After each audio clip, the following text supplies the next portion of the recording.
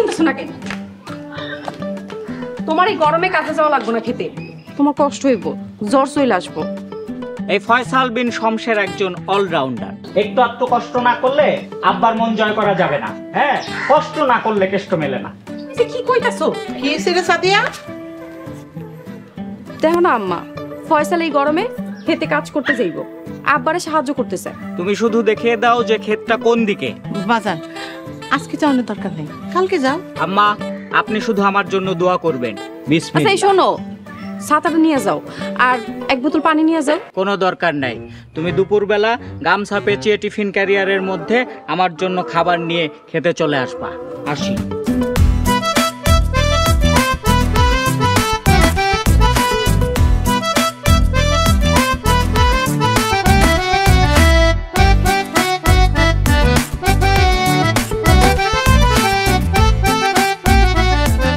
এইগুলো দেখ ঠিক মতো, গাড়ির গোড়াগুলা ভালো করে খুঁজা না।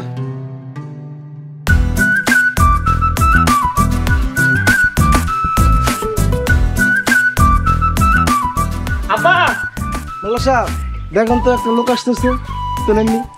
আব্বা আসসালামু আলাইকুম। আসসালামু আলাইকুম আব্বা। ওয়ালাইকুম আসসালাম। তোমার এই অবস্থা কি? খেতে কাজ করতে আসছি আব্বা। তুমি খেতে কি কাজ করবা? আরে জামাই না, কেমন আছেন? কৃষকের পোশাকে তো আপনার অনেক সুন্দরই লাগছে। রিয়েলি মানাইছে তাই না? এই কাম কর। এই তুমি এই যে কি কাজ করবা? কি বলেন আব্বা, ওরা যা করে তাই করব। দরকার নেই, তুমি বাড়িতে যাই রেস্ট করো। আব্বা, আমি অনেক আশা করে আসছি আব্বা। আপনি মনে করতেছেন আমি পারবো না তাই না? দেখেন আপনারা কি কাজ করতেছেন। এই যে কিসে ঘাস কাটতেছেন তাই না? দেখেন আব্বা, এটা কোনো ব্যাপার হইল নাকি? হ্যাঁ, আমিও নিরাইতেছি। ঘাস কাটতে হয় দেন, এই যে এক কোবে সব উঠে লাইতেছি। কি হইতাছে না? হ্যাঁ হ্যাঁ জামাই, সুন্দর হইতেছে, আমাদের সেটা ভালো হইতেছে। হ্যাঁ, এডি নাকি পারবো না আমি, এডি কোনো কাম। ও মা গো! এই ধর তাতে কর, টাকা দিতে দেবো। চল জামাই জামাই কি হইছে? না টাকা দিতে দেবো তো। খারাপ হয়েছে। চল বললাম পারবো না, তারপর আমার কাজ করতে গেছে।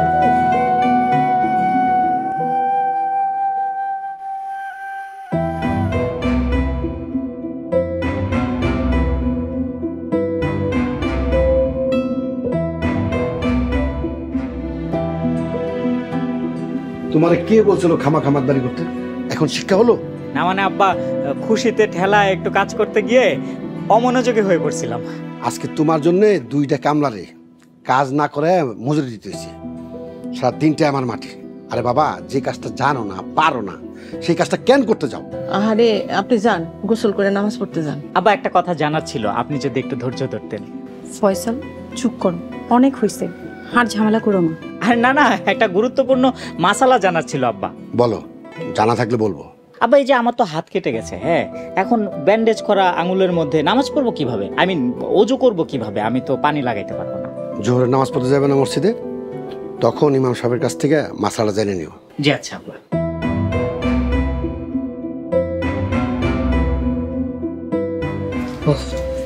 ফয়সাল, হ্যাঁ? আর কত মানুষ হাসে ভাই, তোমার কারণে আমার নাক কাটা যাইতেছে, মানুষের কাছে লজ্জায় মাথা নিচু হয়ে যাইতেছে। এসব বন্ধ করো প্লিজ, এইসব বন্ধ করো। ও, আমার কারণে তোমার লজ্জা পেতে হচ্ছে, নাক কাটা যাচ্ছে, অথচ তোমার স্বামীর হাত কাটা গেল, এই নিয়ে তোমার কোনো উদ্বেগ উৎকণ্ঠা নেই। ভুলটা আমারই, আই এম সরি।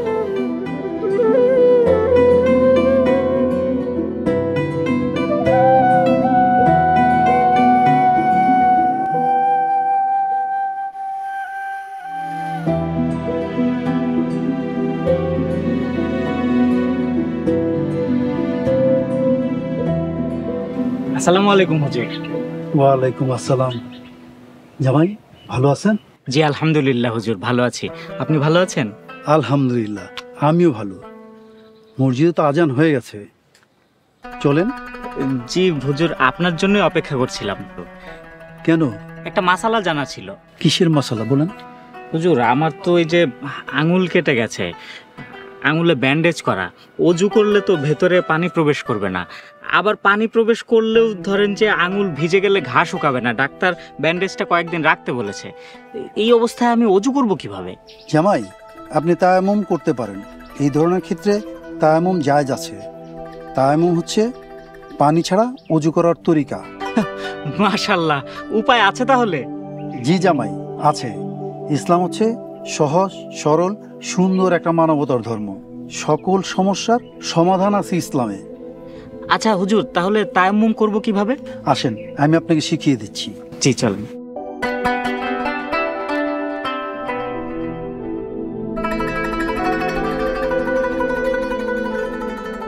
কাম কাজ ফেলা এনে বয়ে থাকলে চলবো?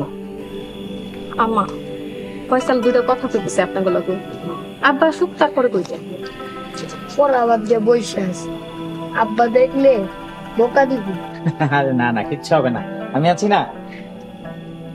ওই তো আব্বা আসছে।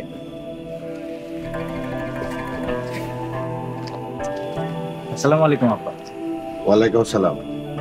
কিরে সাদ্দাম, পড়ালেখা বাদ দিয়ে কি করতেছস? আব্বা, ফয়সাল আপনাকে করে কিছু কইতে চায়, আপনার জন্য অপেক্ষা করতেছিলাম। বসেন। বসতে হইব না। কি বলতে চায় বলতে বলো। আচ্ছা দাও আমার কাছে। আব্বা, এই যে এটা আপনার জন্য। আমা এটা এইটা যে সবচাইতে সুন্দরটা তোমার জন্য। মাশাআল্লাহ, অনেক সুন্দর হয়েছে বাবা। টেনশন অনেক পছন্দ হয়েছে, থ্যাংক ইউ দুলা ভাই। ওয়েলকাম।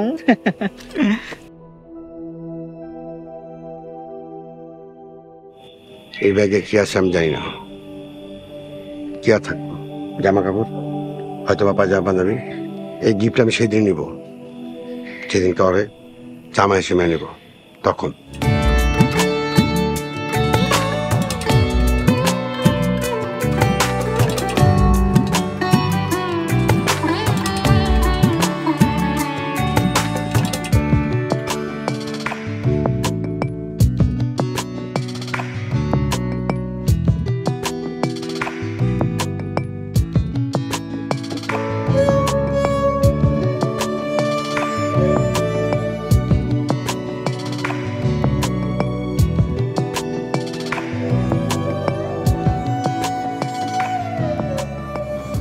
এখন কি মন খারাপ? না না, মন খারাপ হবে কেন? তাছাড়া বাবা তো বলেননি যে তিনি আমার দেয়া গিফট নেবেন না, পরে নেবেন। এই সময়টা তোমার জন্য বেশ কঠিন, তারপরও তুমি যা করছো, করার চেষ্টা করছো, তাতেই আমি অনেক সন্তুষ্ট।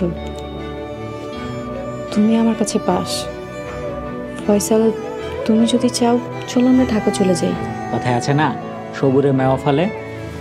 আমার বিশ্বাস তোমার আব্বাও আমাদেরকে মেনে নেবেন, একটু সময় দরকার আর কি।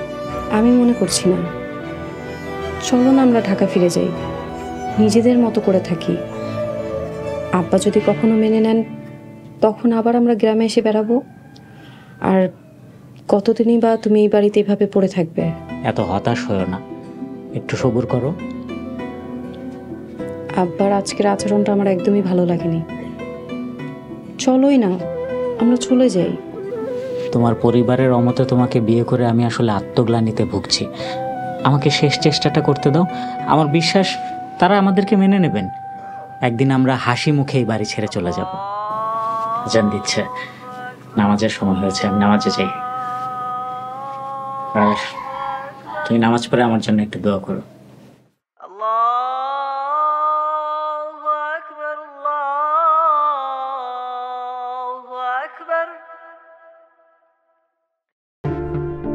হে আল্লাহ, আমি বিরাট বড় ভুল করে ফেলছি। আল্লাহ, আমি পাপী।